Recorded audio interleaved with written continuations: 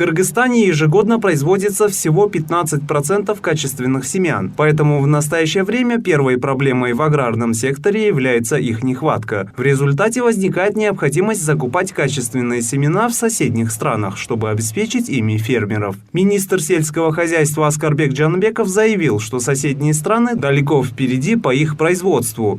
Семеноводческие хозяйства из Государственного фонда сельхозугодий используют, грубо говоря, 12 тысяч гектаров.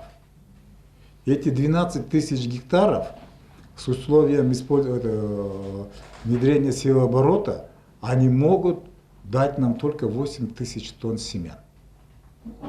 По Кыргызстану сегодня нужно 130-150 тысяч тонн семян в год. Тогда получается, что мы сельхозам дали землю, на которой можно вырастить только 5% семян. Кабинет министров 17 декабря прошлого года принял постановление 309 о развитии сельскохозяйственных кооперативов, семеноводческих и племенных животноводческих хозяйств. В рамках данного документа Минсельхоз предпринимает меры по усилению посевных площадей семеноводческих хозяйств, обеспечению каждого крестьянина качественными семенами. Для этого из республиканского бюджета выделено 1,5 миллиона сомов. Данное постановление направлено на то, чтобы каждый гектар мог работать на каждого кыргызстанца через качественные высокоурожайные семена и высокопродуктивных сельскохозяйственных животных. Возьмем вот этот Сокулукский район, там, где проживает 120 тысяч населения. Там 16 тысяч гектаров, 16 500 гектаров земель ГФСУ, да? Кто пользуется этими землями? Этими землями пользуются неполных 1000 человек.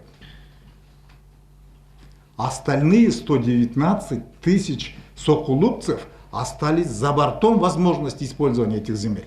С началом независимости страны началась приватизация. 75% пахотных земель Кыргызстана были розданы людям. Остальные 25% или 276 599 гектаров пашни остались на балансе государства. Фермер Джергалбек Маджиков подчеркнул важность постановления Кабинета министров о развитии сельскохозяйственных кооперативов, семеноводческого и племенного животноводства. Все они ошибочно думают, что заберет министерство земли к себе. Нет, такого не будет. Эту же землю сами местные администрации, сами из местных населения, фермеры создают комиссию и будут сами распределять, куда надо делать воспроизводство этих качественных семян, чтобы потом умножить и передавать рядовым фермерам. Вот для этого это постановление.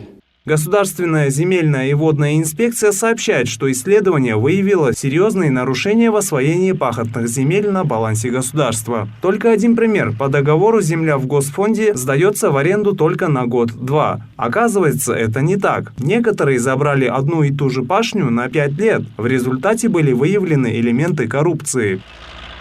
Государство, когда дает гарант и перед гражданами, перед всеми, когда его право пользования они зарегистрированы в местном регистрационном органе. К сожалению, до настоящего времени с такими грубейшими нарушениями были предоставлены земли ГФСО. Поэтому во исполнение указа президента, которое было принято,